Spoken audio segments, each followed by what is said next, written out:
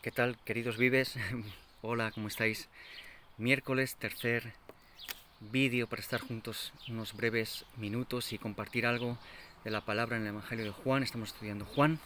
Vimos el lunes una afirmación, y ayer martes también, afirmaciones que hizo Jesús que nadie más a lo largo de la historia del hombre, nadie se ha atrevido a decir de sí mismo, porque nadie es lo que Jesús es. Jesús dijo: yo soy el pan de vida, el pan que viene del cielo. ¿Crees? ¿Crees esto? ¿Lo creemos? Porque aprendíamos eso el lunes, ¿no? A creer que Jesús viene del cielo, como el pan del cielo que nos da vida. Vimos ayer que Jesús es el agua viva, que satisface nuestra sed, que quita nuestra sed. Y en cuanto a lo de ayer, quería hacer una breve corrección.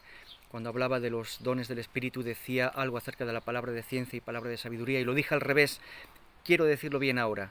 El Señor puede usarte para una necesidad concreta, en un momento concreto, con una palabra de conocimiento, que significa que de repente te va a revelar que hay un problema, que hay una situación complicada, que hay un problema, trae revelación de que hay un problema.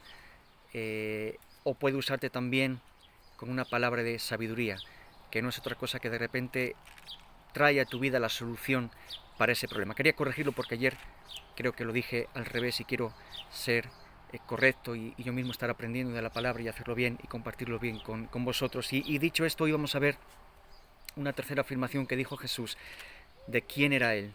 En Juan capítulo 8, versículo 12, dice así: otra vez Jesús les habló diciendo: yo soy la luz del mundo. El que me sigue no andará en tinieblas, sino que tendrá la luz de la vida. Tercera afirmación de Jesús que nadie más en la historia del ser humano se ha atrevido a decir. Él dijo: yo soy la luz del mundo. Estaba pensando un poquito en la historia de la luz, ¿no? En cómo la luz ha cambiado el mundo, y pensando en Jesús, que Él ha cambiado nuestras vidas, ¿no? De la misma manera que cómo ha evolucionado la luz a lo largo de la historia humana, y eso ha traído cambios beneficiosos para nuestro confort. De la misma manera, Dios, que es luz, Él ha venido en Jesús para cambiar nuestra vida, ¿no? Imagínate cómo tenían luz en sus casas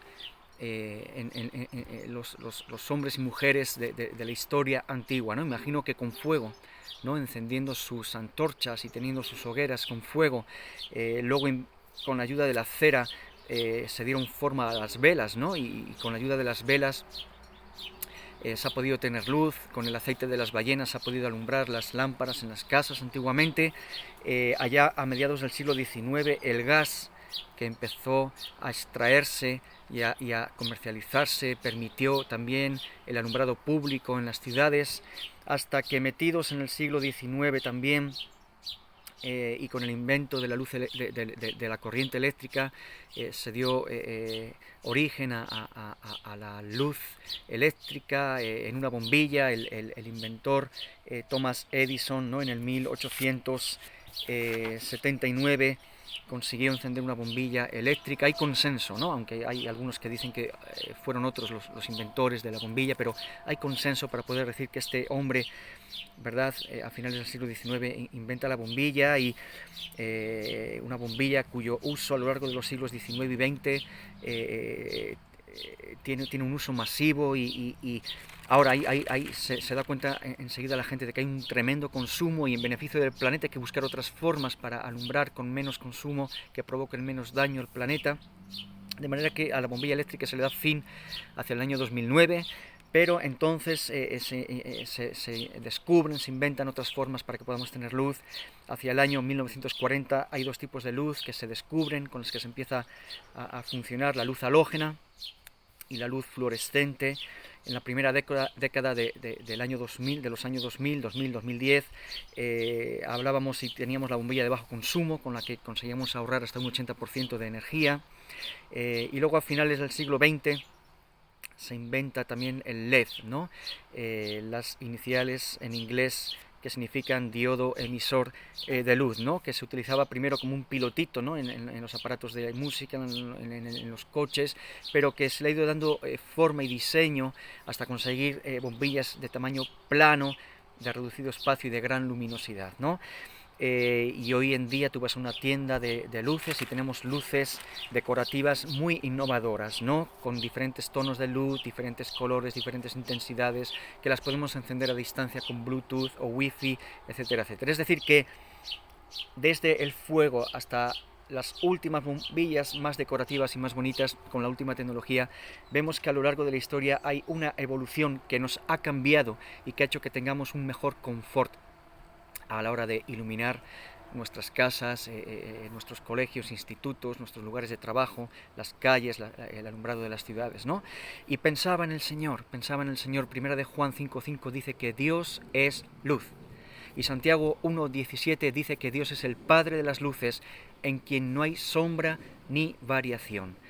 Y Dios es inmutable, Dios es un Dios que no cambia, y Él es luz. Y pensaba que Él también ha venido en la persona de Jesús para cambiar nuestras vidas y para que haya en nosotros un confort espiritual, una salvación, una vida eterna que no tendríamos sin Él. Así que Jesús es la luz del mundo, y sobre eso quiero leer algunos versículos más y terminar. Quiero ser muy breve, pero algunos versículos más en el Evangelio de Juan que estamos estudiando. En el capítulo 1 se nos dice que en el principio era el Verbo, y el Verbo era con Dios, y el Verbo era Dios. El Verbo, dice el versículo 14, fue hecho carne. Está hablando de Jesús, el Logos, la palabra eterna, Jesús. Dice el versículo 2, este era en el principio con Dios. Todas las cosas por Él fueron hechas, y sin Él nada de lo que ha sido hecho fue hecho. En Él estaba la vida, y la vida era la luz de los hombres. Es decir, la palabra, Jesús dio vida a todo lo creado, y su vida trajo luz a todo lo que fue creado. Dice el versículo 5, la luz en las tinieblas resplandece, y las tinieblas no prevalecieron contra ella. Hubo un hombre enviado de Dios, el cual se llamaba Juan. Este vino por testimonio, para que diese testimonio de la luz, a fin de que todos creyesen por él. No era él la luz, sino para que diese testimonio de la luz. Aquella luz verdadera que alumbra a todo hombre venía a este mundo, hasta aquí, ¿no? Aquí vemos que Jesús es la luz del mundo. Él vino para traernos luz a nuestras vidas.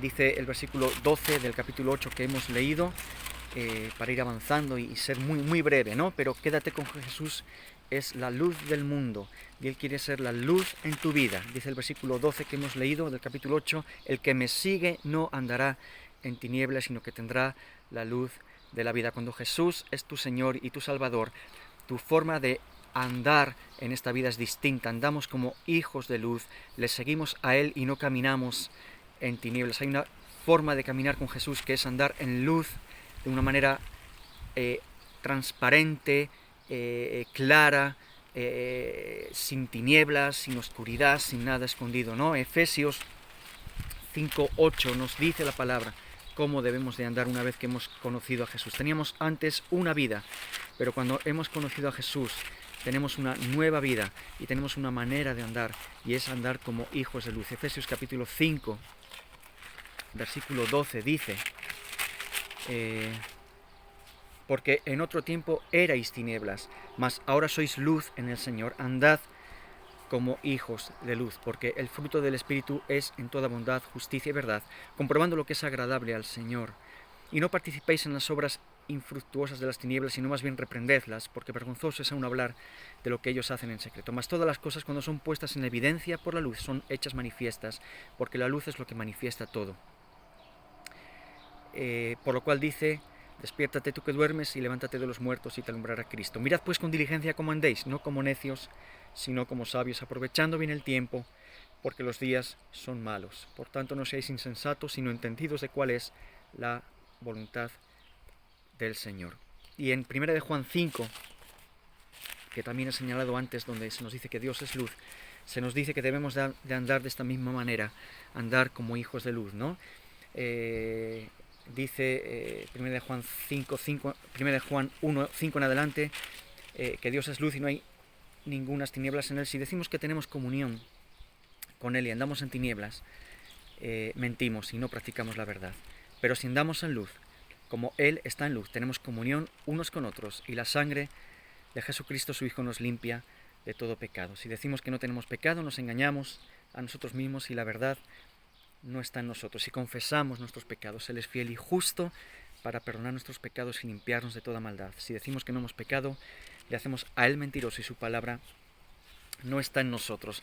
El reto, la invitación en esta tarde es que Jesús es la luz del mundo. Y si Jesús es la luz para ti, porque le has recibido como Señor y Salvador de tu vida, tienes que seguirle y caminar en luz. Tú y yo tenemos que caminar en luz, no en tinieblas, no realizando obras sin fruto, que son oscuras, que son sucias, que no traen gloria al Señor, sino que caminamos en luz, cumpliendo su voluntad.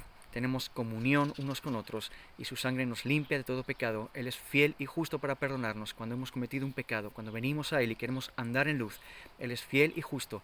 Nos limpia, nos perdona, nos restaura, nos levanta y podemos seguir caminando con Él. Dice Juan 9:5, avanzo y termino ya brevemente. Juan 9:5 dice Jesús: entre tanto que estoy en el mundo, luz soy del mundo. Pero fíjate lo que dice también en Mateo capítulo 5, versículo 14 en adelante. Mateo 5:14. Fíjate lo que dice Jesús de ti y de mí. Vosotros sois la luz del mundo. Tremendo, ¿no? Él es la luz del mundo, pero cuando tú sigues a Jesús, Él te dice: tú eres luz del mundo también. Una ciudad asentada sobre un monte no se puede esconder, ni se enciende una luz y se pone debajo de un almud, sino sobre el candelero, y alumbra a todos los que están en casa. Así alumbre vuestra luz delante de los hombres, para que vean vuestras buenas obras y glorifiquen a vuestro Padre que está en los cielos. Así que si tú eres un seguidor de Jesús, ya hemos visto en Juan que Él es la luz del mundo. El que le sigue anda en luz, no anda en tinieblas. No somos luz, somos ejemplo a otros que no conocen al Señor, ¿no? El pecado está a la orden del día, el pecado, la mentira, el robo, el abuso, están a la orden del día. Ahora, si tú y yo somos luz, vamos a poder señalar a Cristo y decir que hay otra manera de caminar, porque andamos nosotros en otra manera de caminar. Y termino con un reto, una conclusión en Juan 3:16, versículo conocido, y los siguientes, Juan 3:16, donde dice: de tal manera amó Dios al mundo, que nos ha dado su Hijo Jesús, para que todo aquel que en Él cree no se pierda, mas tenga vida eterna. Porque no envió Dios a su Hijo al mundo para condenar al mundo, sino para que el mundo fuese salvo por Él, sea salvo por Él. El que en Él cree no es condenado, pero el que no cree ya ha sido condenado, porque no ha creído en el nombre del unigénito Hijo de Dios. Y esta es la condenación, que la luz vino al mundo, y los hombres amaron más las tinieblas que la luz, porque sus obras eran malas. Porque todo aquel que hace lo malo aborrece la luz y no viene a la luz, para que sus obras no sean reprendidas. Mas el que practica la verdad viene a la luz, para que sea manifiesto que sus obras son hechas en Dios. El reto en esta tarde que me pido a mí mismo, que me atrevo a pedirte a ti, es que seas un muchacho, una muchacha que ama a Jesús, que vive para Jesús, que Jesús es su luz y tú vives como una luz, amando al Señor, viviendo en santidad, siendo coherente tu vida, tu conducta con la palabra del Señor. Vienes porque amas la luz, practicas la verdad. Y no te importa que algo sea manifiesto en tu vida, porque amas al Señor, no hay nada que esconder. Él es la luz de tu vida y tú vives también en luz para Él. Hasta mañana, si Dios quiere. Que el Señor te bendiga. Y faltan algunos ejercicios que acabo de acordarme, que no los tengo preparados. Pero mira la historia de la conquista de Jericó y dime,